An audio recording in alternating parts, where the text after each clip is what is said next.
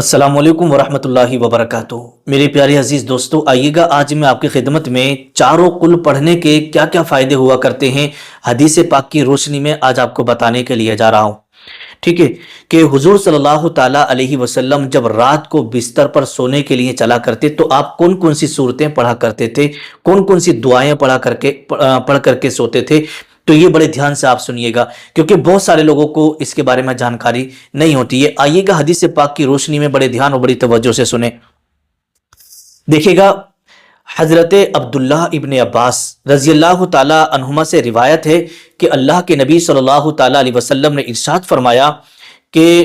قل هو اللہ احد، یعنی سورہ اخلاص، یہ تہائی قرآن کے برابر ہے، اور قل یا ایھا الکافرون یہ چوتھائی قرآن کے برابر ہے۔ ٹھیک ہے، چوتھائی قرآن کے برابر ہے۔ اور دوسری حدیث پاک کے اندر آتا ہے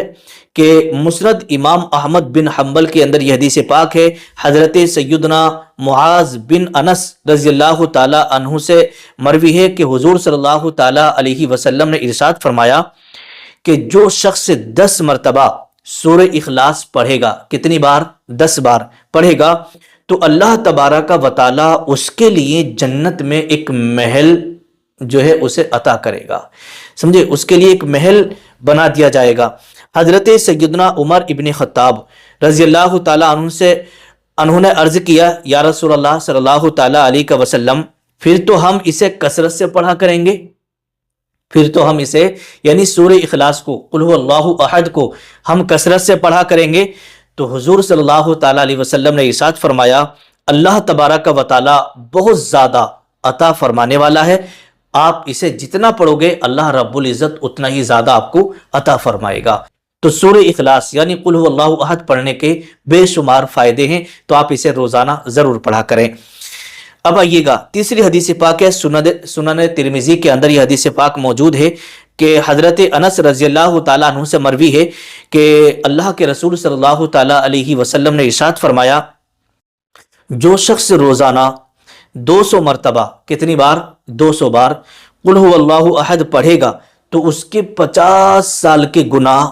مٹا دیے جائیں گے، اس کے 50 سال کے گناہ مٹا دیے جائیں گے، مگر یہ کہ اس کے اوپر قرضہ نہ ہو،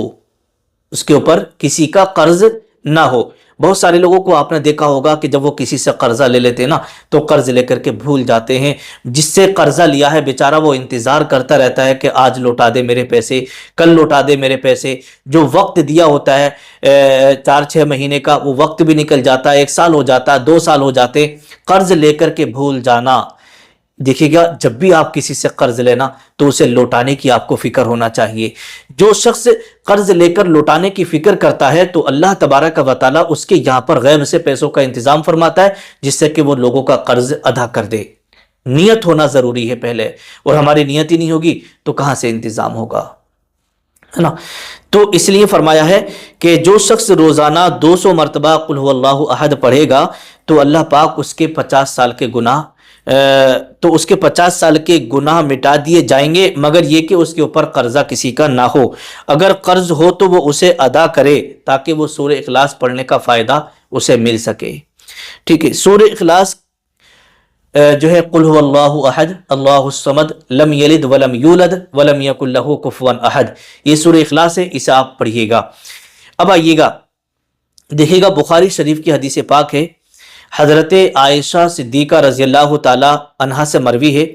کہ اللہ کے رسول صلی اللہ تعالی علیہ وسلم جب بستر پر آرام فرمانے کے لیے جاتے، ٹھیک ہے، تو دونوں ہاتھوں کو اس طریقے سے کرتے، اور کرنے کے بعد آپ سورہ اخلاص پڑھتے اور سورہ فلق پڑھتے اور سورہ ناس، ٹھیک ہے، اور پڑھنے کے بعد ہاتھوں پر اس طریقے سے دم کرتے اور اپنے چہرے پر پھیرتے، اپنے پورے بدن پر اس طریقے سے پھیر لیا کرتے، چہرے سے پھیرنا شروع کرتے، پورے بدن پر پھیرتے، اور پھر آپ آرام فرماتے۔ تو جب بھی آپ بستر پر رات کو سونے کے لیے جائیں تو سورہ اخلاص، سورہ فلق، سورہ ناس ضرور پڑھ لیا کریں، چاروں کل پڑھ لیا کریں۔ اس کے پڑھنے کے فائدے آپ نے سماعت کر لیے ہیں۔ جو شخص اس پر عمل کرے گا تو یوں سمجھیے گا وہ سنت رسول کے مطابق سوئے گا اور سنت رسول کے مطابق اٹھے گا، ٹھیک ہے، اور کلمہ شریف آپ